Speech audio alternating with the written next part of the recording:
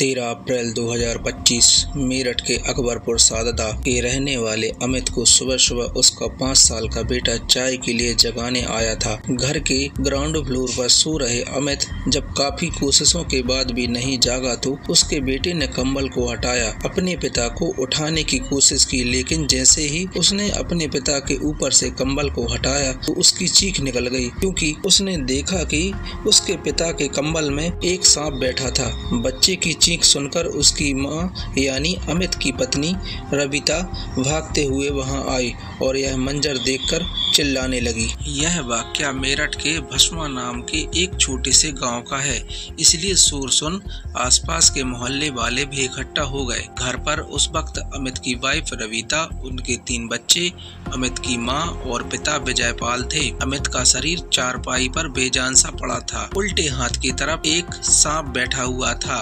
अब ऐसी सिचुएशन में किसी के अंदर भी हिम्मत नहीं होगी कि पास में भी जा सके, इसलिए यह भी पता नहीं चल पा रहा था कि अमित जिंदा है या नहीं। तो गांव वालों ने फौरन सांप को पकड़ने के लिए पास के ही गांव से एक सपेरे को बुलाया। सांप को तो पकड़ लिया गया, लेकिन अमित पहले ही दम तोड़ चुका था। अमित की मौत से पूरे परिवार में हाहाकार मच गया। अमित के पेरेंट्स, वाइफ रविता और 3 बच्चे जो फूट फूट कर रोने लगे। अमित के चारपाई पर लेटे और बगल में बैठे सांप के इस हैरान कर देने वाले मंजर को वहां के मौजूद गांव वालों ने अपने मोबाइल फोन में कैद कर लिया, जो सोशल मीडिया पर अपलोड होते ही वायरल हो गया। हर जगह यह खास खबर फैल गई कि सांप ने पूरी रात उसे 10 बार डसा और फिर सुबह होने तक वही अमित के बगल में बैठा रहा। गांव में हर तरफ लोग तरह तरह की बातें करने लगे। कोई इसे पुराने जन्म की दुश्मनी बताने लगा, तो कोई इसको इच्छाधारी नागिन और कोई विषकन्या की कहानी से जोड़ने लगा। अक्सर गांव कस्बों में सांप और इंसानों के ऐसे एनकाउंटर की खबरें आती ही रहती हैं, जिसमें कई बार सांपों से डसने से लोगों की जिंदगी बर्बाद आती है। लेकिन यहाँ पर ऐसा इंसिडेंट अपने आप में ही काफी अलग, यह एक अननेचुरल डेथ, तो पुलिस का इन्वॉल्वमेंट तो होना ही था। इसलिए मौके पर पुलिस पहुंची और अमित की डेड बॉडी को उठाकर पोस्टमार्टम के लिए भिजवा दिया गया। लेकिन किसे पता था कि यह विषकन्या वाला किस्सा किसी अलग ही रूप में सच होने वाला था। Welcome to the show, my name is Kanhaiya and you are watching to the shocking case of Vishkanya. Amit और रविता की शादी लगभग 8-9 साल पहले हुई थी और उनके 3 बच्चे थे, एक बेटा और 2 बेटी। मेरठ के अकबरपुर सादत का रहने वाला अमित पेशे से टाइल्स लगाने का काम करता था। अमित की लाइफ में सब कुछ नॉर्मल चल रहा था। गांव में उसका खुद का मकान था, जिसमें वह अपनी पत्नी, बच्चों और अपने माता पिता के साथ रहता था। जो भी अमित को जानता था, उनमें से किसी को भी यह उम्मीद नहीं थी कि यूं अचानक वह दुनिया छोड़कर चला जाएगा। इस इंसिडेंट से एक दिन पहले यानी 12 अप्रैल 2025 को अमित अपनी बीवी और बच्चों को लेकर पास के एक मंदिर में भी गया था और शाम 7:30 बजे तक वहां से लौट आया था। पुलिस इन्वेस्टिगेशन में अमित की मां ने बताया कि मंदिर से आने के बाद अमित और उसकी पत्नी रविता रात 9:30 बजे तक सोने भी चले गए थे। हालांकि वह रोज इतनी जल्दी नहीं सोते थे, इसीलिए उन्हें लगा कि शायद मंदिर से लौटकर आने पर वह थक गए होंगे, इसलिए जल्दी सोने चले गए। अमित की मां ने पुलिस को यह भी बताया कि जब वह देर रात वॉशरूम जाने के लिए अपने रूम से निकली तो उन्होंने देखा कि अमित अपने रूम से बाहर चारपाई में गहरी नींद में सो रहा था। उन्हें बिल्कुल भी अंदाजा नहीं था कि घर में उस वक्त सांप था। अमित को गहरी नींद में सोता हुआ देख उन्हें किसी तरह का कोई शक नहीं हुआ।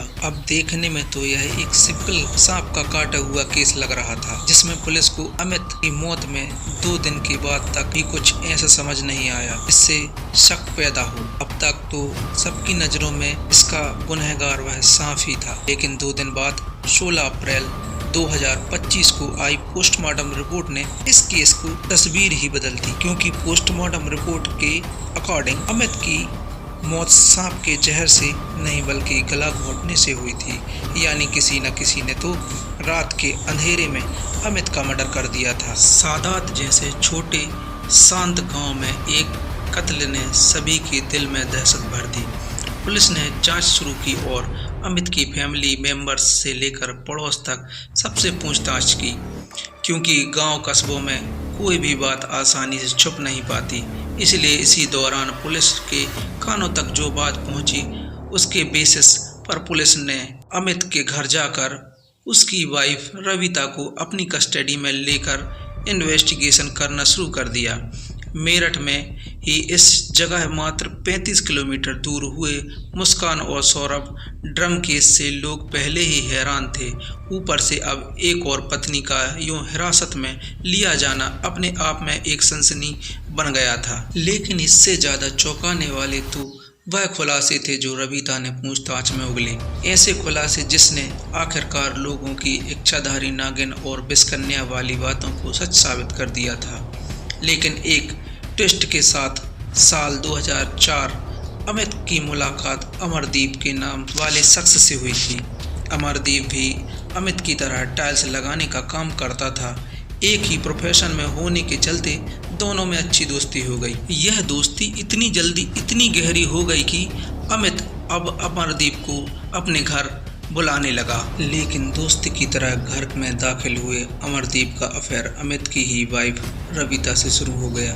यह अफेयर अमित के मर्डर के से लगभग 7 महीने पहले ही शुरू हुआ था, जिसके बारे में तो वह पहले पूरी तरह से अनजान था। दोस्त होने से के नाते अमरदीप को पहले से ही पता होता था कि अमित कब और कहां काम पर जाने वाला है, और इसी का फायदा उठाकर वह अमित की गैर मौजूदगी में सबसे छुपकर संबंध भी बनाते और किसी को भनक तक नहीं लग पाती, क्योंकि बच्चे काफ़ी छोटे थे और रविता के सास ससुर बूढ़े और बीमार थे। जहां रविता के ससुर को पैरालिसिस था, वहीं सास को ठीक से सुनाई नहीं देता था। लेकिन रोज रोज की ऐसी बातों को मोहल्ले वालों से छुपाना मुश्किल होता है, और वही ऐसी गड़बड़ी को भांप ही लेते हैं। अमित और रविता के बीच में धीरे धीरे झगड़ा बढ़ने लगा था।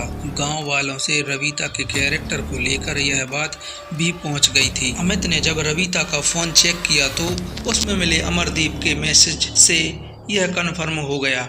अमित ने जब इस बात को लेकर रविता से पूछा तो दोनों के बीच झगड़ा शुरू हो गया। बात गाली गलौज से हाथापाई तक आ गई। अमित का गुस्सा सिर्फ रविता पर ही नहीं बल्कि अमरदीप पर भी उतरा। आखिर जिससे दोस्त समझकर अपने घर में बुलाया, उसने उसकी ही बीबी के ऊपर गंदी नज़र डाली थी। 20 मार्च को इसी बात को लेकर अमित और अमरदीप के बीच मारपीट हुई थी। अमित ने अमर को बुरी तरह से पीटा, जिस वजह से अमर के हाथ में चोट लग गई थी, और धमकी भी दी कि वह दोबारा उसके या उसके परिवार के आसपास नजर न आए। अमित ने रविता पर भी घर से निकलने को लेकर पाबंदी लगा दी। अमित को लगा था कि शायद ऐसा करने से सब कुछ ठीक हो जाएगा, लेकिन यही उसकी सबसे बड़ी गलतफहमी थी, क्योंकि अक्सर हमने लोगों को ऐसे मामलों में दूसरों को मौका देने पर जिंदगी गंवाते हुए देखा है। अमित के इसी रिएक्शन पर अगर किसी का सबसे ज़्यादा खून खौला था तो वह थी उसकी वाइफ रविता, और यहीं से उसने अमित को अपनी ज़िंदगी से हमेशा के लिए हटाने का प्लान बनाया। उसने अमरदीप को भी इसके लिए राजी कर लिया, जो कोई मुश्किल काम नहीं था। 12 अप्रैल 2025 को जब वो अमिता के साथ मंदिर से वापस आई तो उसने 5-6 दिन पहले से ही यह साजिश रच रखी थी। जैसे ही रात में सब सोने चले गए तो उसने चुपके से अमरदीप को घर के अंदर बुलाया। जैसे मैंने आपको पहले ही बताया कि अमित के पिता को पैरालिसिस था और मां को कम सुनाई देता था, इसलिए किसी को भी अमर के घर के अंदर दाखिल होने की भनक भी नहीं लग पाई। बच्चे वैसे भी पहली मंजिल में सो रहे थे और अमित गहरी नींद में था। ऐसे में मौके का फायदा उठाकर रविता अचानक से अमित के सीने पर बैठकर उसका हाथ पकड़ लेती है और अमरदीप उसका गला दबाने लगता है। अमित की सांसें उखड़ने लगती हैं और उसी की आंखों के सामने उसकी पत्नी उसकी मौत बनकर सवार थी। बेबस अमित अपने आप को छुड़ाने की नाकाम कोशिश करते हैं। आखिरकार जिंदगी हार मान चुकी होती है और रविता अपने मंसूबों पर कामयाब हो गई थी। पहले रविता का प्लान था जब अमित सो रहा हो तो वह एक जहरीला सांप लाकर उसके ऊपर छोड़ देगी ताकि सांप उसे काट ले और सबको यह लगे कि सांप के काटने से अमित की मौत हो गई है। लेकिन फिर इस प्लान को लेकर रविता के दिल में कुछ डाउट आ गया कि क्या हुआ अगर सांप ने अमित को काटा ही नहीं, कहीं सांप भागकर घर के किसी और कोने में चला गया तो बच्चों के लिए भी खतरा हो जाएगा और इससे मची अफरा तफरी में अमित भी जाग सकता है। इसलिए रविता के प्लान में बदलाव किया। उसी बदलाव के तहत जब दोनों ने अमित का गला घोंटकर उसे मार डाला तो उन्होंने पहले अमित की बॉडी को बाहर आंगन में चारपाई पर लेटाया और उस पर अमर ने झोले से सांप को उस पर डाल कंबल से ढक दिया ताकि गर्मी में कंबल से बाहर निकलने की कोशिश में सांप अमित को डस ले।